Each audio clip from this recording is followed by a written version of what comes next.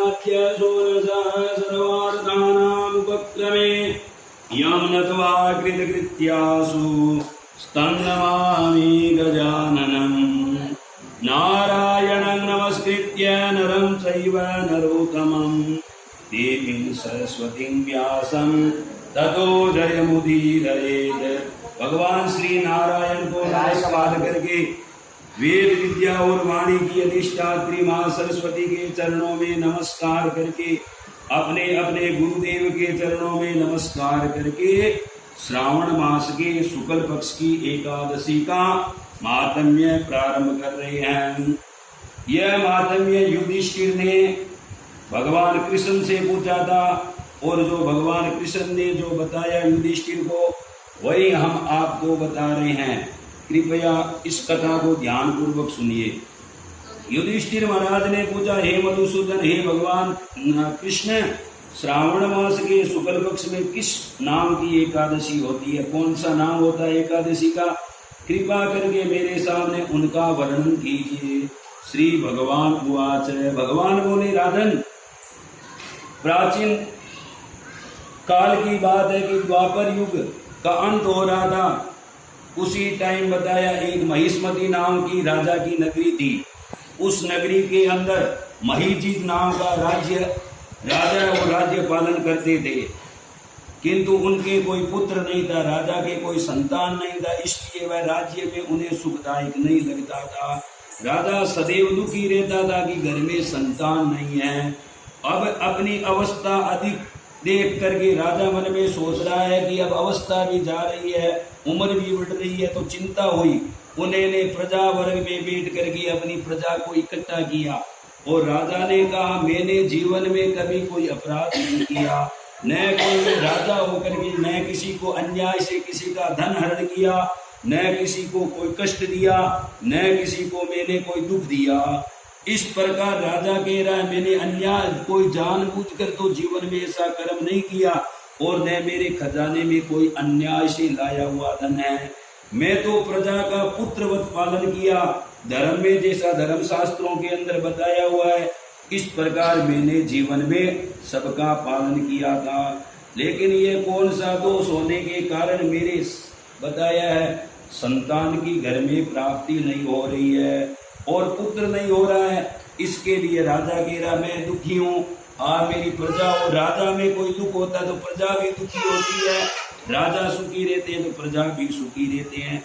राजा का यह वचन सुन करके प्रजा और पुरोहित ब्राह्मण आचार्य सब गांव के लोग इकट्ठे होकर के राजा के हित की बात सब सोच करके जंगल में ऋषियों के आश्रम में जाते हैं और वहां पर बताया इधर उधर जंगल में घूमते घूमते बड़े बड़े ऋषियों की तलाश करते करते उन्हें लोमस ऋषि का दर्शन हुआ।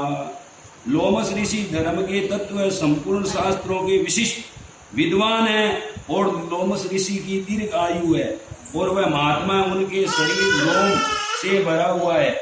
उनका शरीर है बताया एक बाल है वो एक कल्प बीतने के बाद में जमीन पर गिरता है। ब्रह्मा जी के समान ही वो लोमस ऋषि तपस्वी है, एक एक कल्प बीत जाने से उनके शरीर का एक एक लोम गिरता है और बताया है इसलिए उनका नाम लोमस ऋषि रखा गया है, क्योंकि उनका बाल है एक कल्प बीतने के बाद में गिरता है। तो सबने ये कहा, हे मामुनि, तीनों लोगों के बीत जाने पर उन्हें देख करके लोगों को बड़ा हर्ष हुआ और उन्हें निकट देख करके लोमस ऋषि ने पूछा, तुम लोग किस लिए आए हो? राजा प्रजा सबको गांव की जनता को देख करके राजा को साथ में देख करके लोमस ऋषि ने कहा, आपका आगमन का कारण बताओ, तुम लोगों किस हित कार्य के लिए आए हो, मैं उसे अवश्य सुनूंगा। प्रजा ने कहा, राजा नहीं बोला, राजा की प्रजा है वो पुत्र के समान ही होती है। तो प्रजा ने कहा, हे ऋषिवर, इसलिए हम आपके पास में आए हैं, हमारे राजा के राज्य में कोई दुखी नहीं है, सब सुखी है, सब राजा अच्छा राज्य करता है, बड़ा शासन है, लेकिन राजा के कोई संतान नहीं है, इसके लिए हम सब दुखी हो रहे हैं। और राजा के संतान होना चाहिए जिससे आगे चल करके राजा वृद्ध अवस्था को प्रारंभ हो जाएंगे, राजा बूढ़ा हो जाएंगे तो उनका पुत्र है वो उनकी गति की देख रेख करके वो जा करके आगे राजा बनेगा। यह बात सुनकर के लोमस ऋषि ने कुछ समय के लिए राजा के पिछले जन्म बताए 2 घड़ी 48 मिनट तक लोमस ऋषि अपने ध्यान में बैठे और राजा के दूसरे जन्म का इतिहास देख रहे थे।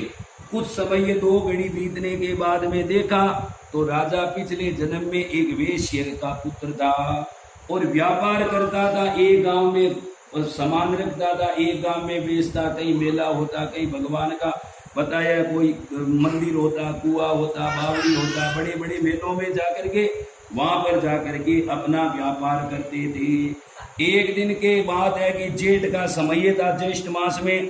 उस टाइम भयंकर गर्मी पड़ रही थी और वेश्य वो व्यापार करने के लिए दूसरे शहर में गया, लेकिन पहले के समय में बताया 50-50 किलोमीटर तक पानी की व्यवस्था नहीं होती थी। आज तो भगवान की इतनी कृपा है, पग पग पर पानी मिल जाता है, जहाँ भी चाहिए वहां पर पानी हो जाता है। पहले पानी की व्यवस्था नहीं होती थी जंगल में।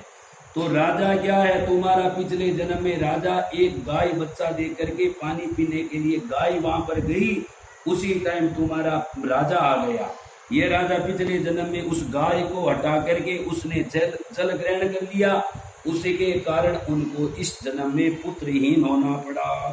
तो सबने कहा हे ऋषिवर, अब कोई प्रायश्चित तो होगा, जीवन में अपराध हो गया तो हो गया, लेकिन गलती हो गई है तो हो गई है, लेकिन उनका अपराध तो कोई क्षमा बताइए।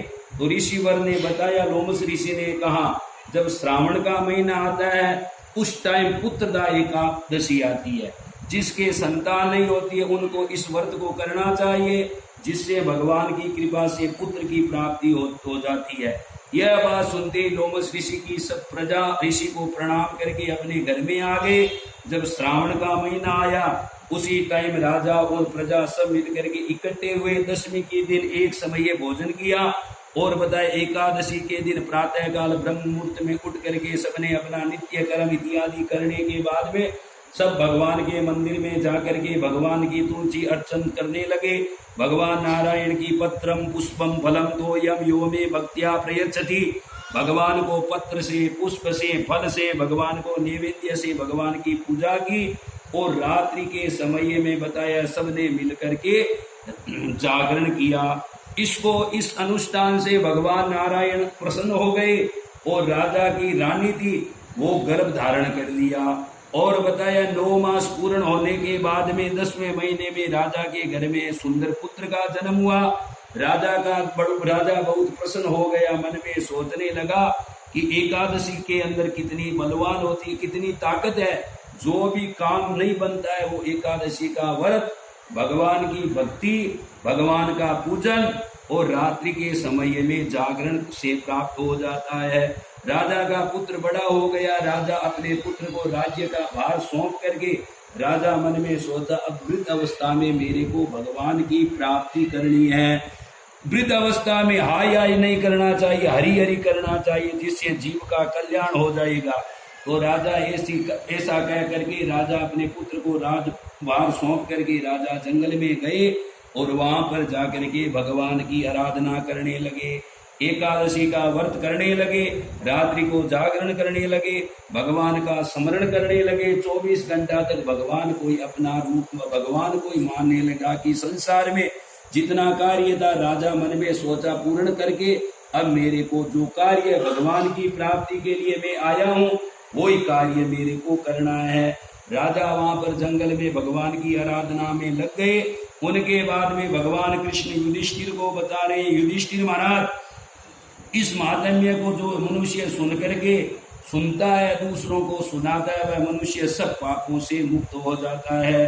तथा इस व्रत को करने वाला, कथा को सुनने वाला इस लोक में सुखी रहता है। जितना सुख होता है पुत्र का, बताया पुत्री का, बेटे का, जो भी पुत्र जो होता है सुख, वो सारा भोगने के बाद में जब एकादशी का व्रत करने वाला मनुष्य अंत समय में आता है तो भगवान का जो सुंदर लोक होता है उनकी प्राप्ति होती है। बोलिए कृष्ण चंद्र भगवान की।